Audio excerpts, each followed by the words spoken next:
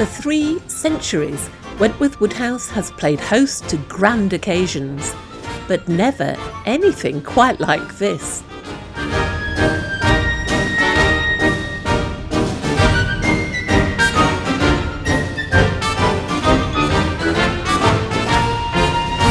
For 2 days, Wentworth Woodhouse threw open its doors to a steampunk extravaganza.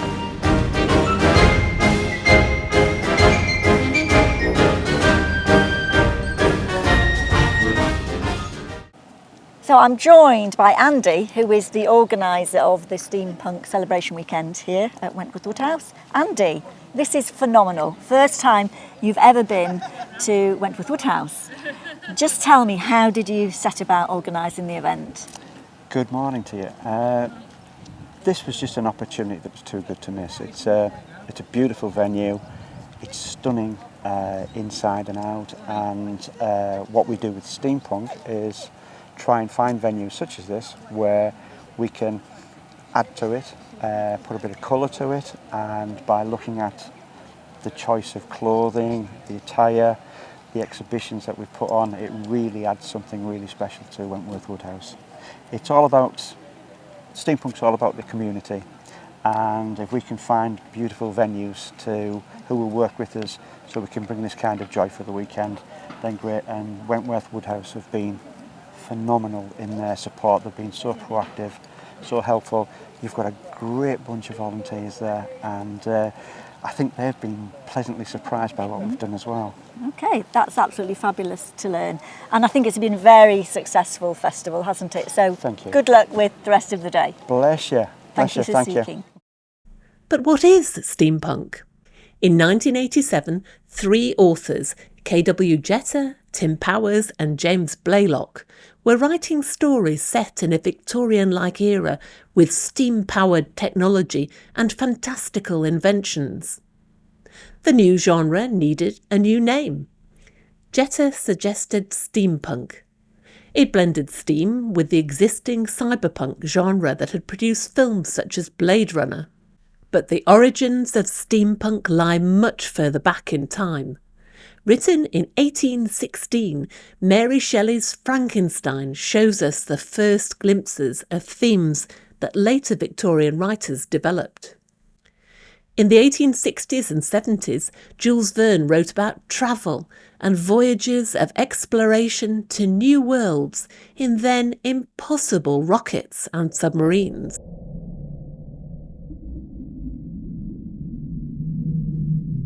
20 years later, HG Wells wrote stories about time travel, extraordinary scientific inventions, and terrifying machines.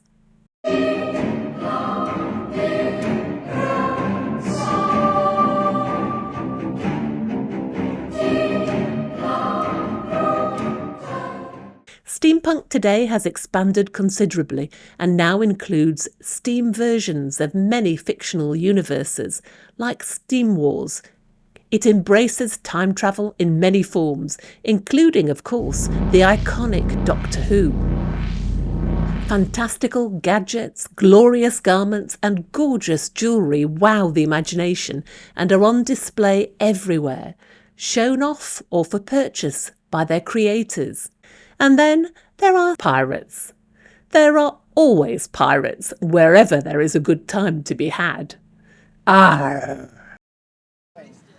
Sean, I believe you're a time traveller. Yep. Tell us more. We're time travellers. Most time travellers hide among the society of what's happening at the time. We use the steampunks. We've been time travelling since 1824. Horse and carriage was the first ones we did, basically off the hill like here, maximum velocity, open the time portal, the wings flap, and then you reach 88 miles an hour with maximum velocity, and then you can then travel through your time portals. That works well. Now, this horse here is very similar to your horse, Whistlejacket, because he was a time travelling horse. That's why he was so fast. So we've got associations with this place for hundreds of years and generations of how things go with time travelling. It's really good to be back here as steampunks now, visiting the sites where we were in the past as time travellers and carrying on the tradition. I'm joined by Michelle, who actually owns all these beautiful, beautiful dresses, and she's going to tell us a little bit about the inspiration for them. Michelle?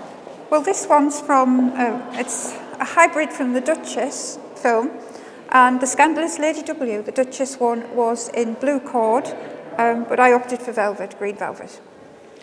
And then we have an iconic dress from Outlander. Yes, this one was designed by, the original was designed by Terry Dresbach, who was the costume designer on the first 2 or 3 series of Outlander. This dress is a throwback in design to the Dior look, and it was the iconic red dress in Outlander. That's very famous for the red dress. And then we have another one here that you said was an opera singer's dress. I acquired this one at auction, an online auction, and it was, I believe, used at Glyndebourne Opera by the English National Opera Company. I think it's probably made from a 1960s type lurex fabric, but effective on stage. And how many dresses do you have in all? It's in double figures, probably around 20. And where do you keep them all? Very large wardrobes, slidey wardrobes, yes, and I keep moving my husband's things out, so yeah. Really? One has been acquired at this event today as well, so yeah. And is there anything specific to say about your costume today? This one is from the Sealed Knot Society, which is the Civil War Society reenactment, and it's pure silk. And it would have been a banqueting dress, a replica of a banqueting dress from there. Oh gosh, fascinating. Thank you so much, Michelle. Pleasure. Hello, I'm Isabel and this is Tony. And we're from near Burton-on-Trent and we've travelled about an hour and a half. So we got into steampunk in 2022, went to Lincoln and totally immersed in it, really enjoyed it. We hadn't intended to do steampunk, but we got into it and we thought, let's buy some clothes, so we did. Hi, my name's Sonia and we got involved with Steampunk event for the very first time last New Year's Eve for a 3-day event, and it was themed around the world in 80 days, the Jules Verne story. And so when I went to one of the stalls, I picked up this jacket which was homemade by one of the stall holders, and we just built the rest from there. My husband, a bit of a project man, he decided he wanted to make me a hat, and he put all these things on it, and then he even decided he wanted the time theme in, so he put the clock on the back with a little case and the binoculars and all the little accoutrements that go with the outfit. Thank you.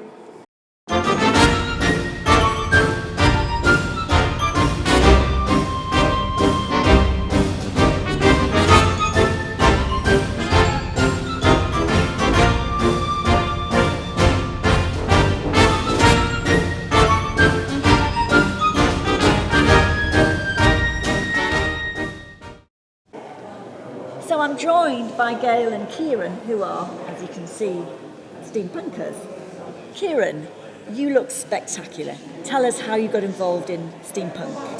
Thank you. We went into Lincoln about 10 years ago. It was August bank holiday, and there were all these fabulous, vibrant people who were dressed in wonderful outfits. And I didn't do much sewing, but I now make 90% of my outfits, and as part of that I met a wonderful lady called Gail, who is now almost my personal milliner, but don't tell my husband just how many hats I have. That's great. So Gail, how did you get involved in steampunk? Oh, I've been making hats probably for about 12 years now. I had another job. I retired from that to do this. I had another job, and a person I worked with said, steampunk hats, this is 11 years ago, they're not up to much, are they? I think that we could make some. And so what she actually meant was that I could make some. And so we went, she was at Retford and I live in Lincoln, and we joined forces, we got a bit of stock together, we decorated a few hats, and we went to Burnley in Lancashire with the proviso that if it was a terrible disaster, we would just never speak of it, a bit like Fight Club really. We would never speak of it again. Subsequently since then, my stock has grown, my ability has grown, my skills have grown, my client base has grown, and it's just good fun. it was really good fun, and I retired from the day job, and I now do this. It's a part-time job that I do in my, well, I say part-time, it takes up quite a lot of time, but part-time job that I do to keep me out of mischief, or maybe get me into it, I don't know. The other thing that I forgot to mention is it gives us the opportunity to visit some really wonderful venues. Oh, yes. We get some, Absolutely. I mean, this room alone, I was here in the summer for the RHS garden show, and unfortunately we didn't get to come inside the house, we were just in the gardens, and to come and see this morning, and with the traders that have now become friends, you know, she pops round for a cup of tea and 4 hours later we're still talking about steampunk and people we've met, so that's why we do it. It's friendship and very social, and you get to show off your lovely clothes and hats. So. It is the best fun you can have with your clothes on, really. Well, thank you so much, and very welcome. do enjoy the rest of the day. Wonderful. Thank you Lovely very to much meet for you. inviting us to your wonderful place. Thank you. Thank you.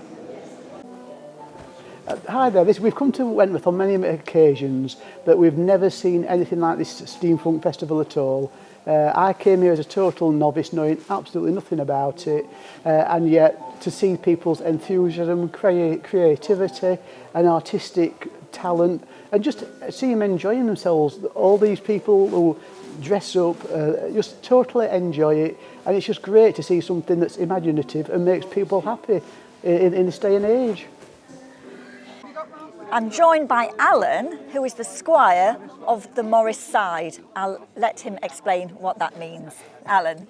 Hi, we are Ravens Morris, all the way from the East Riding of Yorkshire, and we are, as you can see, a steampunk Morris side.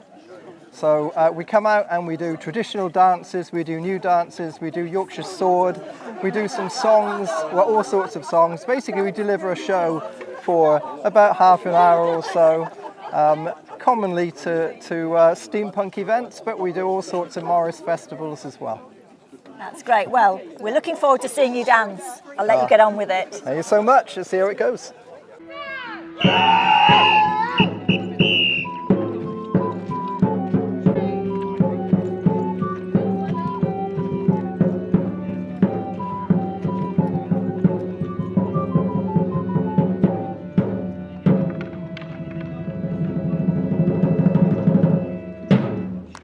So, meet Mr. and Mrs. Eccentric.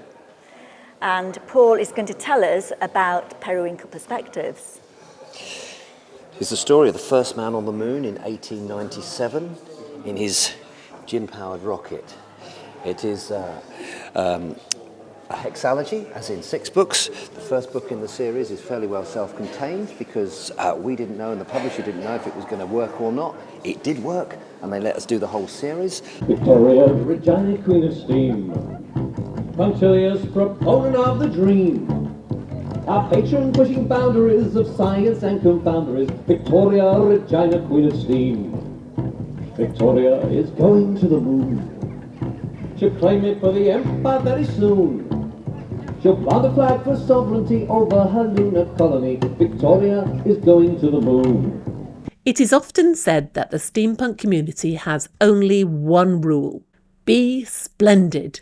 And here, Steampunk Splendour and Wentworth Wonder created a magical weekend. Even the volunteers and the staff were swept up in the moment. We'll leave the last word to one of our marvellous members of staff. The Steampunk weekend has been absolutely fantastic. In my opinion, it is the best event that Wentworth Woodhouse have ever done, and I'm really hoping that you guys will all come back next year and we'll have an even better festival.